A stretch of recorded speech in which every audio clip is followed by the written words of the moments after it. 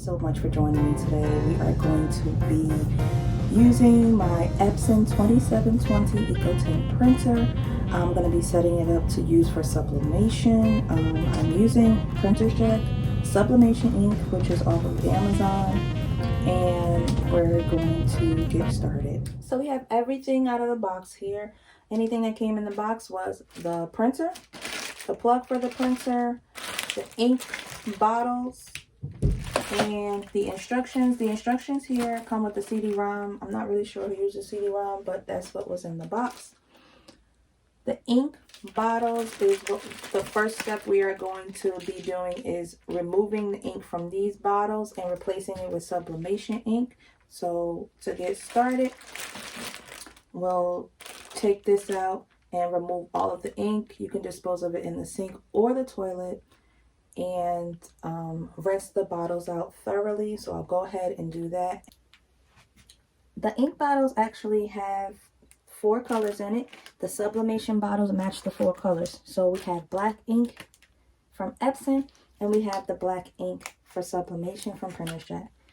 We have a cyan blue ink from Epson, and we have the cyan blue ink from Printer's Jack for sublimation.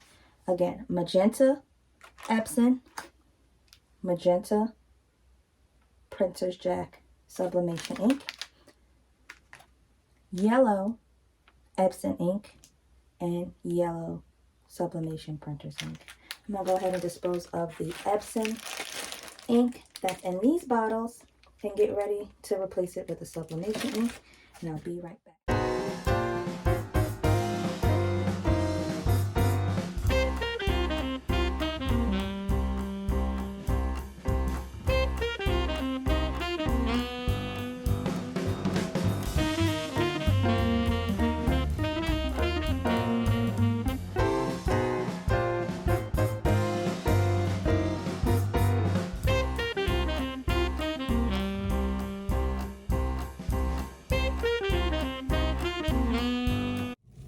Okay, so we have the Epson bottles emptied, and we have our sublimation bottles unpackaged, ready to go. The sublimation ink comes, as you can see, sealed with a little silver protector here that you have to break the seal.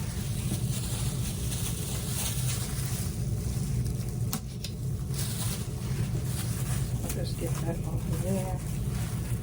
Just put it on.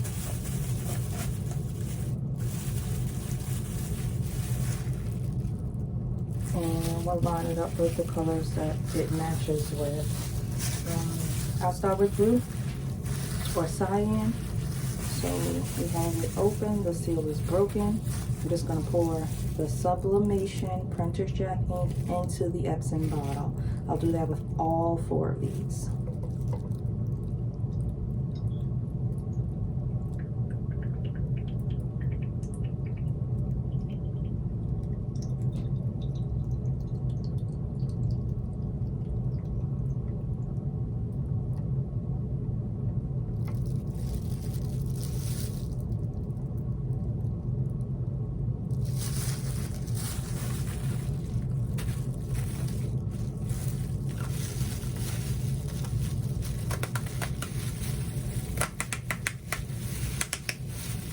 You'll twist it tight until it snaps. Again, cyan, cyan, cyan.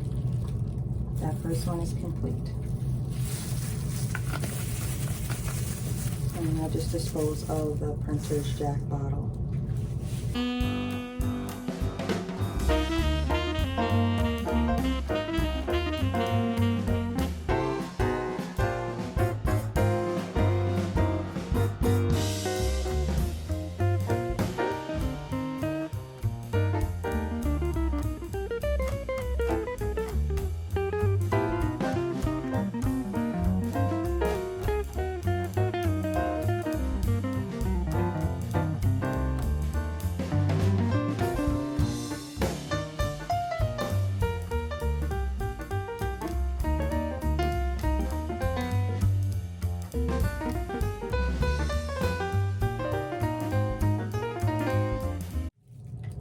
So The bottles have been filled with the Sublimation Printer's Jack ink, so everything is ready to go. That was the first step, is transferring the ink to the Epson bottles. And next we are going to insert the ink into the 2720 printer. I did remove the plastic. I removed all the protective covering and the blue tape that was around, and I plugged it in. I did not turn it on. It is only plugged in. It is not turned on. So what I'm going to do, the next step is to add the ink to the printer. So you're just going to flip this top down, and there is a blue there's a blue top that connects to the tank. This is the top we're going to flip open and add the corresponding ink color. The colors are listed on the printer, and it's also listed on the outside of the printer. You can't really see it, but it is marked as black, yellow, magenta, and cyan. And then when you flip the top down, it's also labeled inside also. So you have black, yellow, magenta, and cyan. And we're gonna add ink accordingly. It's extremely simple. So you wanna flip the first top up. The corresponding is black, so I'll take the black Epson bottle, which is now filled with sublimation ink,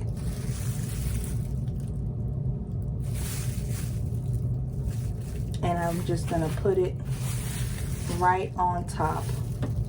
The shape of the bottle matches the shape of the tank, so all you have to do is stick it on there. You don't have to do anything else, and it'll start filling up the black. If you can see here, it's already starting, and it'll fill it up until there's no more. And we're going to go ahead and do that process with all 4 of the colors.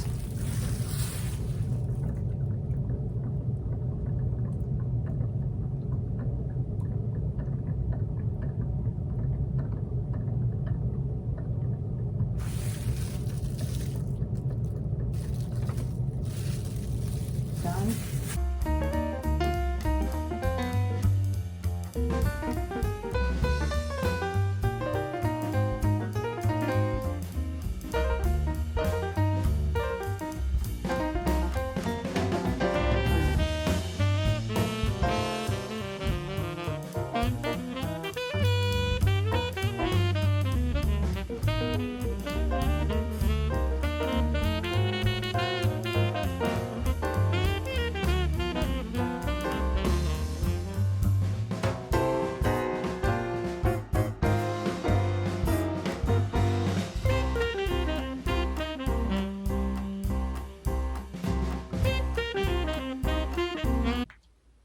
So we're all set up. All of the sublimation ink has been filled in the correct slots. The tank is ready to go. So the next step would be to start the printer up. I plugged it into the outlet. There's a corresponding cord in the back of the printer that you'll plug up with the black cord that came in the box. And I'm going to follow along with the instructions. It's extremely simple, just as simple and easy as it was to replace the ink. We'll go ahead and get the printer started, get it up and running.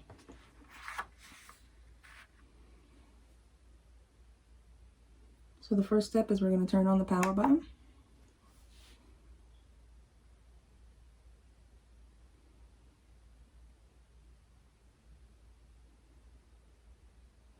Okay, it says select the language. It's already on English. It is a very small display screen, but I'll go ahead and just talk along with what I'm seeing here as we go along the instructions.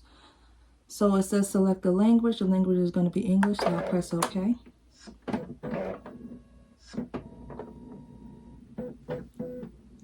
So it's preparing. And when it says start, we're going to press the question mark button for 5 seconds. So we'll press it for 5 seconds.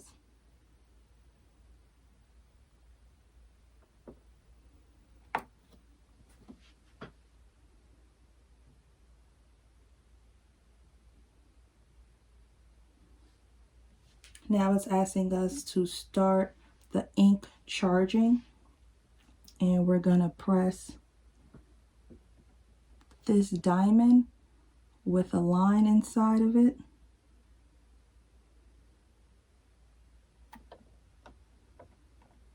And it also says it on the screen to start. Press this.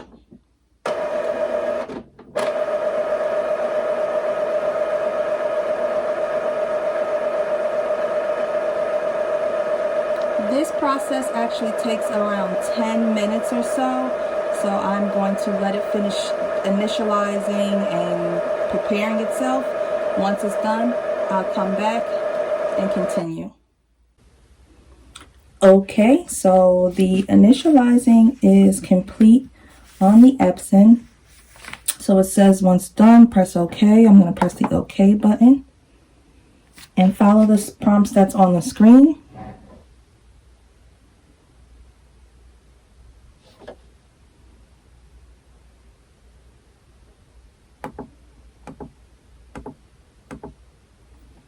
Okay, align the print head to get the best quality. Perform a print head nozzle check to check the print quality. Before we begin, it's saying that we have to load the paper in order to start the test. So I'm going to go ahead and do that.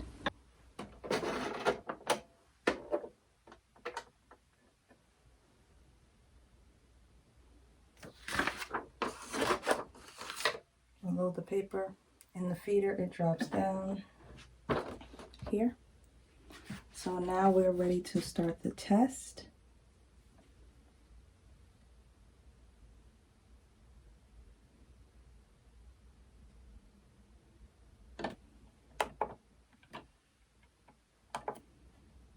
And it says letter paper, plain paper, which is the size that it is now. I'm going to go ahead and click OK. We want to perform the print head nozzle check. We'll go ahead and click OK to proceed. It says load letter paper plain size. So it's already in there. And we're going to press the print button. So that's the diamond here with the line inside, which is what we use to start the initialization and setup. So we'll press the start button.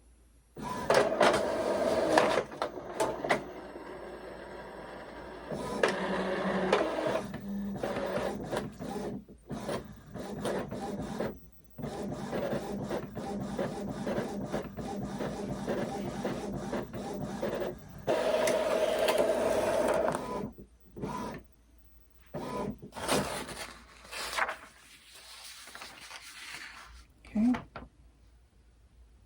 So we're going to be doing a check here. It's asking, are there any missing segments? So I'm not sure if you could see it here, but as I look, there are some missing segments. It looks like the colors, they're really bright. So the black is on one side, and then we have the colors here on the other side. If you look here, it's saying black and it has lines, and then it says yellow, magenta, cyan, which is just the initials for each, and then lines here. Now what I am noticing here is that the black has some spots in it. So they're asking, are there any missing segments? In my case, yes, there is. So I'm gonna go ahead and click yes, click OK. I put it back in the other way so that when it does the test, it'll be on a blank, clean sheet. So I'm going to click OK. And it says clean the print head. I'm going to click yes. So it's going to do the whole thing over again which I think is just to make sure the ink is flowing smoothly. The black was not flowing smoothly because I did see some spaces within the line. So hopefully once we run it again, it'll be ready to go.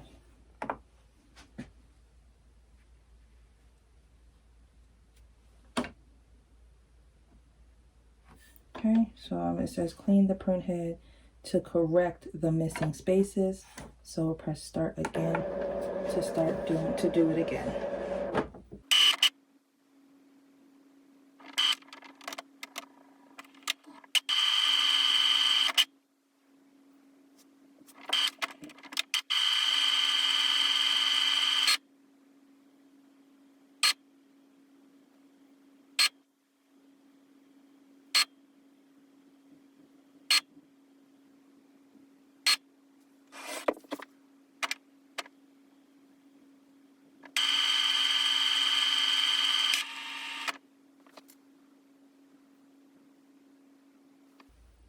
Okay, so it's done cleaning.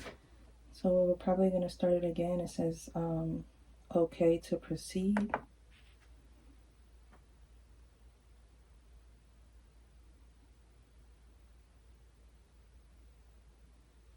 The next step is aligning the printer position. So I'm going to click OK.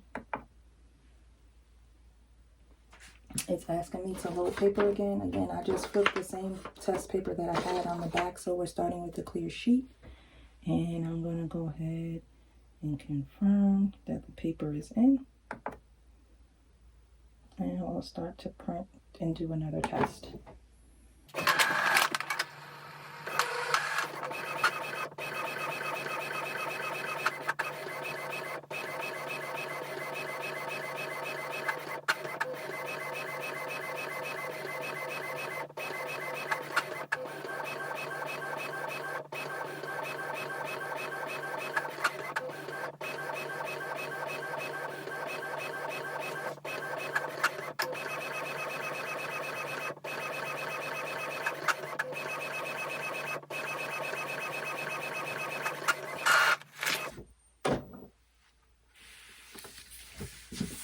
So this is the second test it does.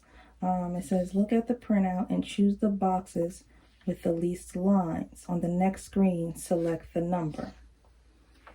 Okay, so as we get into the first one, I'm just going to proceed to the next screen so we can go in. Okay, so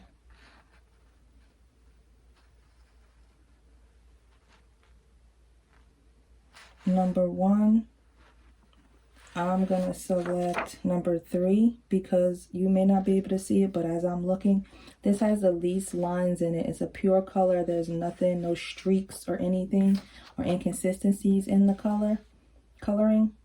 So I'm going to select 3 for that.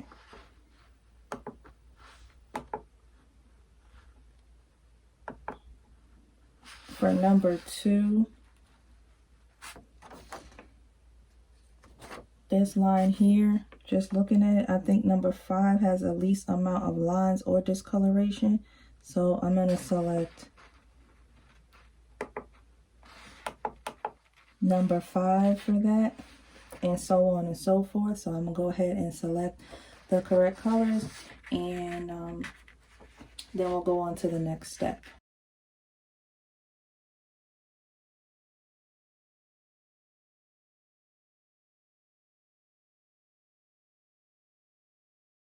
And now after I adjusted the settings and I informed the printer which one is more clear, what had the best color, it's asking me to load another paper so we can perform the test after I selected the options that I wanted.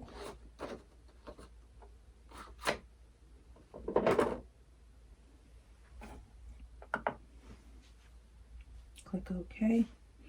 Asking the size of the paper, again the same plain letter paper size, and we'll click print.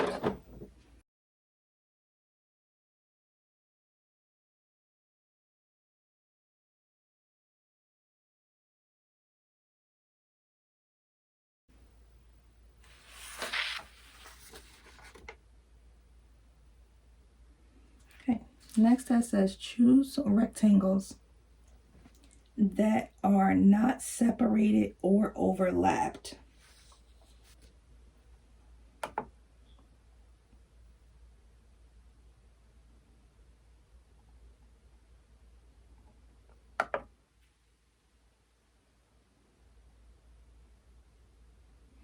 Okay, so everything is done here. And the test prints are complete. I'm gonna do the next step I'm gonna do is just set up the Wi-Fi so that I don't have any problems going forward. So we're gonna go to the Wi-Fi recommended, and the Wi-Fi setup wizard, which is just gonna take us step by step on how to set up the Wi-Fi. So I'm gonna go ahead, set up my Wi-Fi, and then I'll come back. We can get started with the test print. All right, so I'm all set up with my Wi-Fi. The entire printer is set up. The sublimation ink is inside. So now I'm actually ready for a test print. So I'm just gonna head over to my computer, find a picture. There's a logo I did for one of my friends. So I'm just gonna do a test print with that. It's not gonna be on sublimation paper, but although the ink is sublimation, it's gonna come out maybe lighter than a normal inkjet print would be, because the type of paper it is. And the sublimation ink is going to be bright once you transfer it onto whatever material you're transferring on, but when you just print it out, it does look a little faded, but that's how you know that it's actually the sublimation ink opposed to the inkjet ink. So I'm just going to do a quick test print to make sure everything is flowing correctly, and that'll be the end of the video. Thank you so much for joining me. Let's go ahead and get the test print started.